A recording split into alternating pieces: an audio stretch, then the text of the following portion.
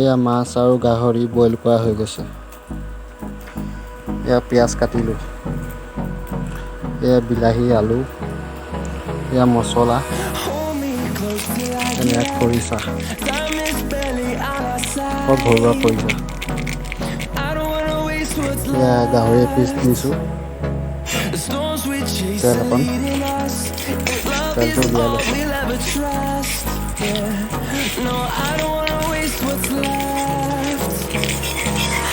এতিয়া যোনখন তেল উলিয়াইছিলোঁ সেই তেলটো দিলোঁ পিঁয়াজ,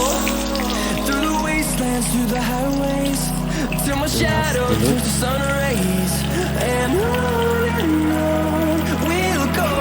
তাৰপিছত মছলাখিনি দি দিওঁ। গাহৰি বইল কৰা পানীটো অকণ লৰাই দিওঁ।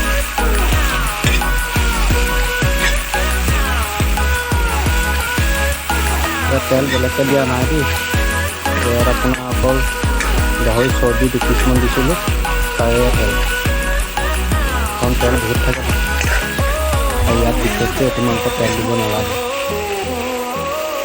এয়া মাংসকণে দিলোঁ, অকণ লাহে লাহে লৰাই দিওঁ।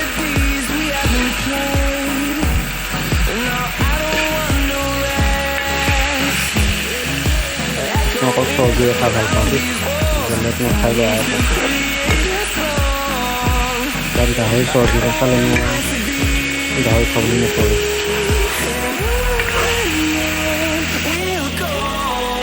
ইয়াত আলু দিয়া হ'ল, বিলাহী দিয়া হ'ল, খৰিচাও দিয়া হ'ল, হালধি নিমখ চব দি দিলোঁ। লাহে লাহে ভাজি দিওঁ।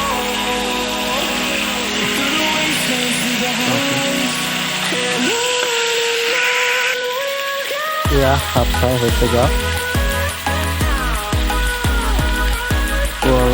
15-20 মিনিটমান ৰাখি থৈ দিওঁ, অকণমান ঢাকি দিলোঁ।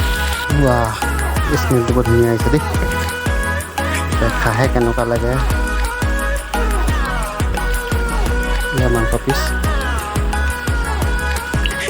মাছটো কিন্তু গুৰি গুৰি হৈ যায়, কিন্তু তাৰ টেষ্টটো সেই তাৰ গ্ৰেভিকণে ভাল লগাব, মাছটো সেইকাৰণে দিয়া হয়। এইটো মাছবোৰ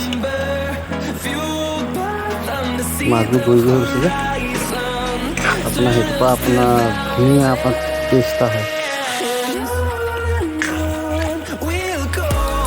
আগতে খাইছিলোঁ, এইবাৰ ভিডিঅ' এটাকে বনাই দিছোঁ, নতুনকৈ ইউটিউব এটা খুলিছোঁ, ইউটিউব চেনেল এটা খুলিছোঁ, তাকে ভাবিলোঁ এটা ভিডিঅ' বনাই পেলাই আপলোড কৰিম বুলি। সেইকাৰণে ভিডিঅ' এটা বনাই চাইছোঁ।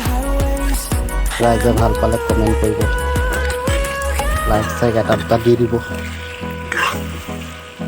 এই বইল কৰা পানীকণ দিলোঁ, বেছি পানী নিদিওঁ বাৰু, বেছি পানী দিলে খাবলৈ অলপ সেয়া হ'ব পাৰে, ঠিক নাই। সেইকাৰণে পানীটো অকণমান কমকৈ দিওঁ, যে গ্ৰেভিটো দি পেলাই ভাতকেইটা খাব পাৰোঁ ধুনীয়াকৈ, নহয় জানো। বেছি পানী নকৰোঁ মানে, এইটো বইলে ঠিক আছে। অকণমান দি দিওঁ, বইল কৰা পানীটো পেলাবলৈ মন নাযায়, গোটেই ভিটামিনটো ইয়াত থাকে। হওক এখন পেলাই দিওঁ। আইটেম এটি হৈছে দিয়া, পেলাটো বৰ ধুনীয়া লাগিছে দেই। এয়া বইল, পুৰা বইল আৰু গাহৰি চৰ্বি।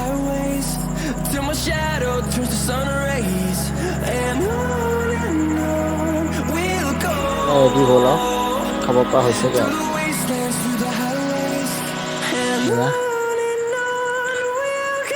আইটেম। এয়া ভাত, লগতে চাটনি টেঙা এটা। এয়া খাম এতিয়া, খাই পেলাই কেনেকুৱা হ'ল জনাম বাৰু।